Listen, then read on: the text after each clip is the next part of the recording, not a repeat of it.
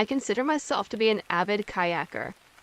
I love spending time out on the water where it's quiet, peaceful, and relaxing. There's nothing like spending your day out on blue-green waters, soaking up the sun, without a care in the world. Sadly, up here in North Dakota, there aren't very many options for open water recreation. Typically, people either head towards the Missouri River or to one of the more popular lakes in the state. Most places are packed with people since there isn't a lot to choose from. Now, if you're a passionate kayaker like I am, you'll know where the quiet spots are at. There are a few hidden gems throughout the state that not many people know about. And because I don't want anyone ever going there, I'm going to call my ex-favorite spot Emerald Lake instead of its actual name. I used to call it a hidden gem for a reason. This lake is gorgeous. Its water is unbelievably murky, which sounds the opposite of gorgeous, but it gives off this pretty emerald green color, and it perfectly reflects the sky and surrounding trees. The lake is surrounded by woods. It may not be exciting to you, but in North Dakota, you're lucky to see any trees at all. If you do, they are most likely planted by someone. These trees crown the edge of the lake, giving it a cozy feeling. You really feel like it's just you and the lake. Emerald is maybe 1,000 feet wide and about 3 miles long. Upon first glance, the lake looks to be nothing more than a pond. But if you get towards the back, you'll find a hidden bend that takes you further along, winding in and out of tree-studded hills. In order to get to the lake, you need to travel way back into the countryside on a maze of gravel roads, perfect for keeping this place secret. On one of my days off earlier this summer, I decided to take a kayaking trip out to my precious lake. I asked my best friend to come along with me, because I knew that we'd be the only ones there. During the weekends, you might run into 1 or 2 other people, but since I have days off during the work week, I knew we'd be out on our lonesome. Perfect for catching up on gossip with your bestie. We loaded our things and set out for a fun day. We arrived at the lake at around 3 o'clock in the afternoon, and, as expected, there wasn't another soul in sight. Since there's only one way into the lake, and no other vehicles, we were in the clear. You'd need to trespass onto private state land and chop down a few trees to get onto the lake in any other way. I drove down to the water's edge, and we both hopped out to unload our things. I crawled into the bed of my truck to unstrap the kayaks and prepared the paddles. I started to shift the kayaks so that I could get them out more easily. We quickly set up our kayaks and I parked my truck away from the water in the rare case that someone else came along to enjoy the lake. Right before we launched, my friend stopped what she was doing and turned to face me with a quizzical expression landing her face. "Did you say something?" My friend questioned. After a few moments of me giving her one of those "are you nuts" type of looks, she resumed. "I swear, I just heard someone. I mean, it sounded like a guy, but obviously you're not a man, so it confused me." I laughed and told her that she was hearing things. She grinned and shrugged it off. So we set off on our journey, enjoying each other's company while discussing the good old days of playing Skyrim for hours on end.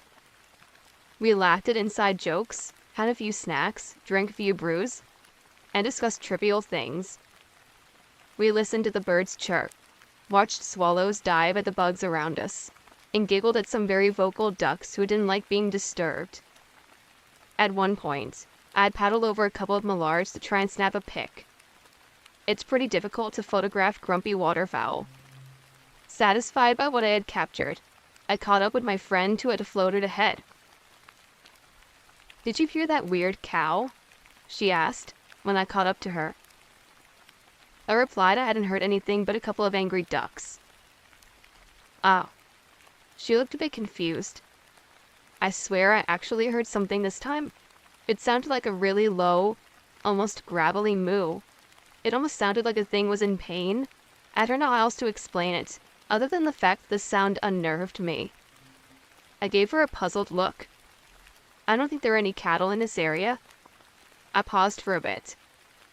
Maybe one member of the herd wandered off from somewhere nearby and got hurt, but I think the nearest area would be Price's Farm, about 25 miles back. We both sat silent and decided to continue on. Neither of us thought much else about it. About an hour into the trip, we reached the end of the lake, or at least where most people assume is the end. We came upon the first of many bends. Knowing that we wouldn't be able to tell if anyone else arrived in the area, which was fine, I glanced over to a cluster of pretty aspen trees and saw a large hawk of some sort sitting at the top of one. Spotting a photo op, I turned to my friend and asked if she wanted to paddle to the other side of the area we were in to check out the lake. Being a less experienced kayaker, she shook her head and told me to head over there. She and I both knew that it would take twice as long if she joined me. I wouldn't have minded, but she didn't want to put in all the extra time and effort. I suggested she just kept heading straight while I checked out the hawk, and I would just meet up with her shortly. She agreed. I began to paddle over to the lovely aspens and the majestic hawk, excited about the neat pictures I'd be getting. The closer I got, the more I began to notice the dead trees. It saddened me to see the trees I always loved, dead and decaying. The situation was sort of odd, though. Why would this entire grove of aspens be dying off? There hadn't been any flooding in several years, and we weren't in a drought currently.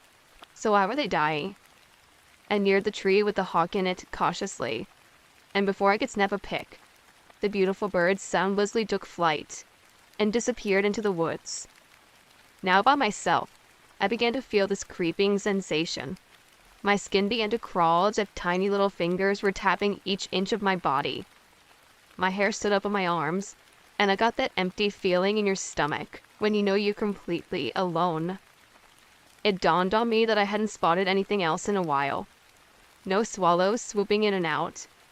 No irritated ducks. Not even an occasional chirp of a songbird. Nothing. It was dead silent at Emerald Lake, even for an area known for its peace and quiet. This moment was too dead.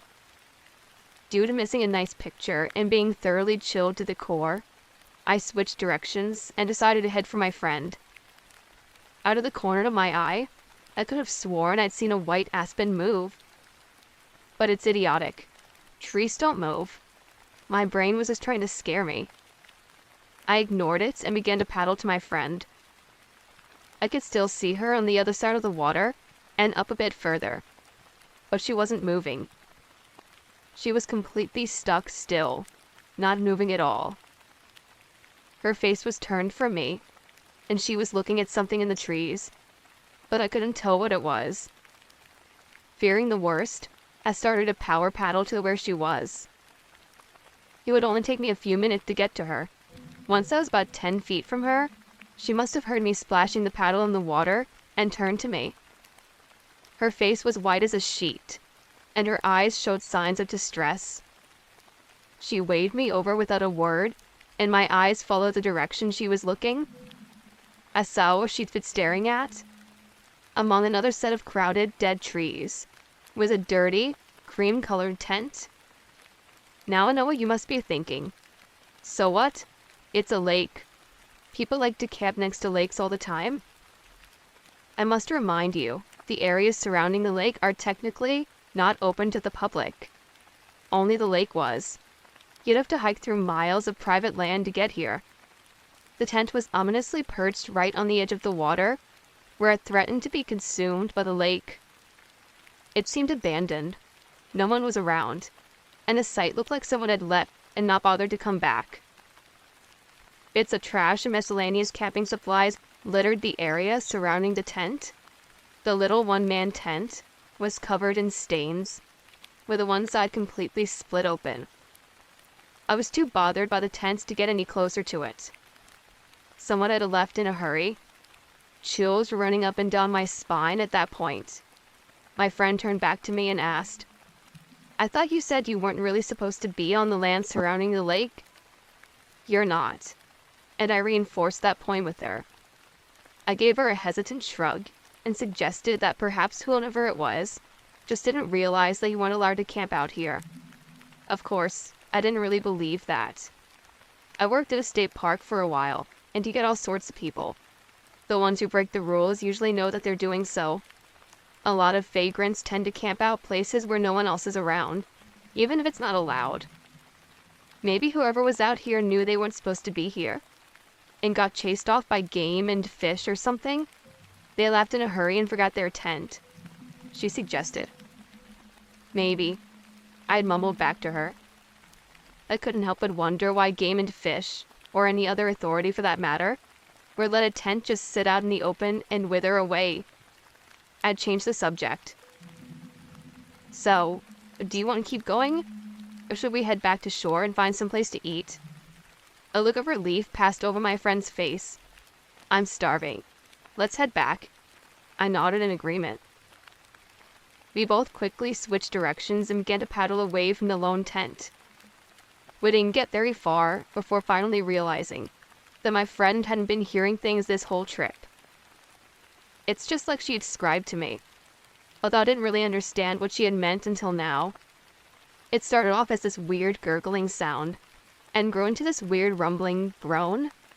I don't know what to call it. I see why she said it sounded like a moo. Whatever was making the sound was animalistic. It was a low pitch coming from the trees only about 20 feet away or so. Whatever it was, it did sound like it was in pain. But what sort of creature can make a sound like that?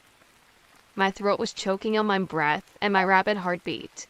I couldn't swallow down my fear of this sound. I knew that whatever was making the noise had to have been just to the right of us.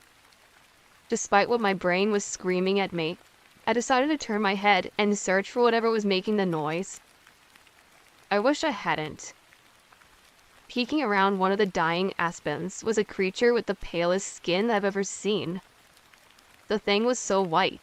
It seemed to be able to use the white bark of the aspens to blend in. It was sort of hunched over, with only part of its body visible behind the tree. The creature was human-like in limbs, I suppose. It had 2 legs and arms, but it was skin and bone, hairless from what I could tell. A long, ovular face peered out at us. No eyes, no mouth. Just horrifying indentions where they should have been. Imagine the famous The Scream painting, but instead of a screaming mouth, there was just an elongated divot. My eyes began to water. I had been staring at this thing for God knows how long. I heard my friend whimper my name. She saw it too. Without moving, I squeaked at her to paddle as quickly as possible back to shore. My arms burned with the intensity that we were moving, but we couldn't stop. Now with the rustling coming from the trees that was keeping up with us. We were only about 100 feet from shore, and the trees were beginning to thin out to almost nothing where the boat landing was. A little ways behind me, I heard a big splash. There was only one thing that could have made that. Our carp aren't that big. Faster, I screamed at my frightened friend. We were already paddling our hardest, but I didn't know if this thing could swim well or not. We finally got to shore, and the 2 of us practically dove out of our kayaks. I had to get the truck. I don't know why I was yelling when she was right there, but the adrenaline and fear were getting to me. I sprinted to the truck, fumbling around in my bag for the keys. When I finally found them, they slipped through my fingers and clattered out on the ground, just like one of those damn fools you see in horror movies. I hurriedly snatched them back up and flung myself into the truck. Rocks went flying as I hauled ass over to my friend and the kayaks. She was shaking. Any sign of it? I hollered. She shook her head. I haven't seen anything. I don't know whether I should have been relieved or not. Hurry and throw the kayaks into the back. Don't worry about strapping anything down. She did as I said, and together we lifted and tossed both kayaks and their paddles into the bed of the truck. I nearly slipped on the gravel as I ran to get into the driver's seat. I heard it again. I looked behind me to see its head breaching the water. Its empty sockets just staring at me. It was only about 15 feet from the shore. I ripped open the driver's door, and before both of our doors slammed shut, we were driving away.